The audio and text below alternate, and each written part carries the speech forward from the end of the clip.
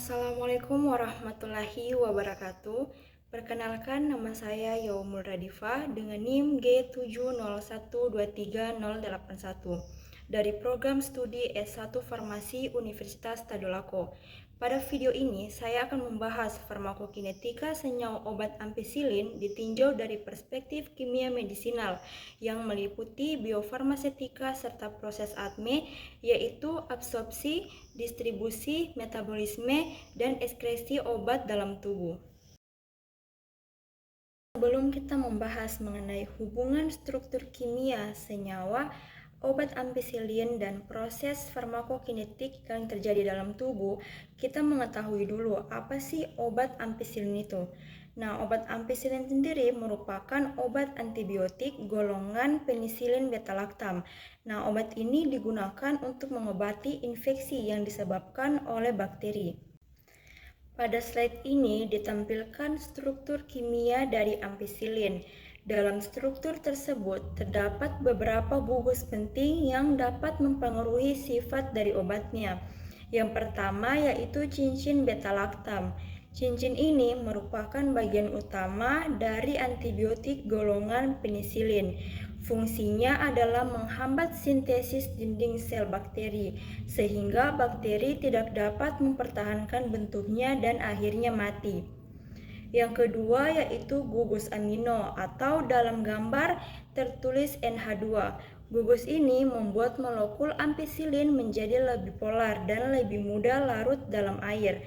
Ketiga yaitu gugus karboksil atau dalam gambar dituliskan COOH yang bersifat asam.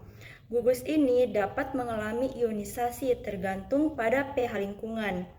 Nah, ketiga gugus tersebut sangat mempengaruhi sifat kimia fisika ampicillin seperti dari kelarutannya, nilai pKa, dan kemampuan obat menembus membran sel. Kemudian biofarmasetika dari obat ampicillin. Berdasarkan sistem biofarmasetika classification system atau BCS, ampicillin termasuk kelas 3, yang artinya obat ini memiliki kelarutan yang tinggi tetapi memiliki permeabilitas yang rendah.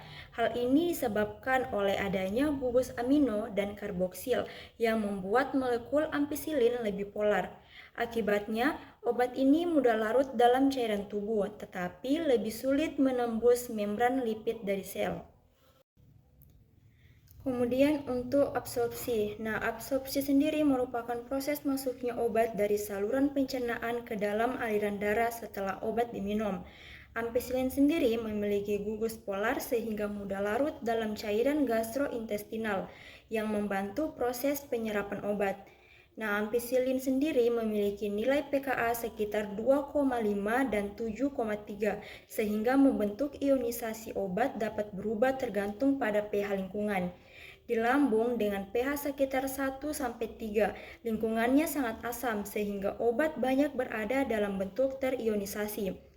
Sedangkan di usus halus dengan pH sekitar 5-7, sebagian obat berada dalam bentuk yang lebih mudah diserap.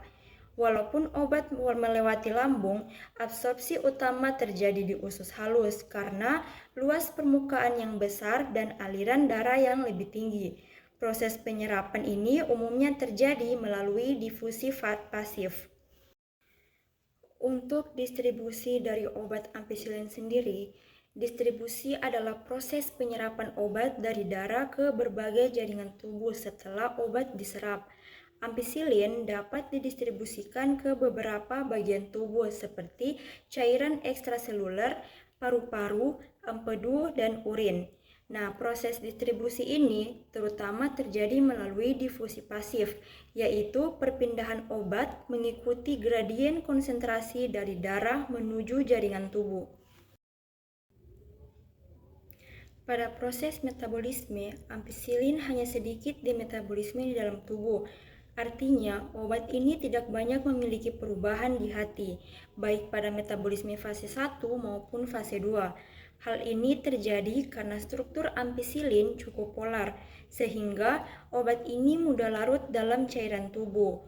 Karena sudah cukup mudah larut dalam tubuh, tidak perlu banyak mengubah strukturnya di hati. Oleh sebab itu, ampicillin lebih banyak langsung dikeluarkan oleh ginjal melalui urin dalam bentuk yang hampir tidak berubah.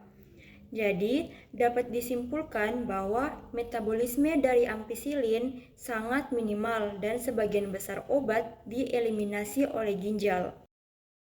Nah, untuk proses ekskresi dari ampicillin sendiri, ampicillin memiliki gugus karboksilat dan gugus amino di dalam tubuh pH darah. Nah, kedua gugus ini bisa bermuatan sehingga membuat ampicillin lebih polar dan mudah larut dalam air. Nah, karena larut air, ampicillin tidak mudah disimpan di jaringan lemak dan lebih mudah dibawa oleh darah menuju ginjal. Di ginjal sendiri, ampicillin dikeluarkan melalui dua cara. Yang pertama, filtrasi glomerulus. Nah, obat disaring dari darah ke urin. Sekresi aktif di tubulus ginjal. Ampicillin dipompa keluar ke urin oleh transporter karena ada gugus karboksilat. Karena molekulnya bermuatan dan hidrofilik, ampicillin sulit diserap kembali oleh tubulus ginjal, sehingga sebagian besar langsung keluar bersama melalui urin. Nah, untuk kesimpulannya sendiri, struktur kimia ampicillin yang memiliki gugus beta-laktam, amino, dan karboksil dapat mempengaruhi sifat fisikokimia obat, seperti kelarutannya dan ionisasinya.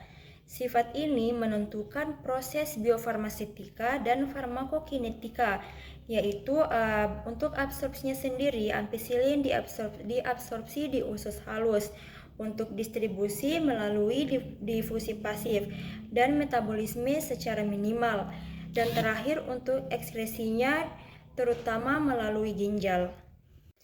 Baik, sekian penjelasan dari saya mengenai hubungan farmakokinetik dari struktur senyawa obat ampicillin dan bagaimana farmakokinetiknya terjadi dalam tubuh. Sekian dan terima kasih. Wassalamualaikum warahmatullahi wabarakatuh.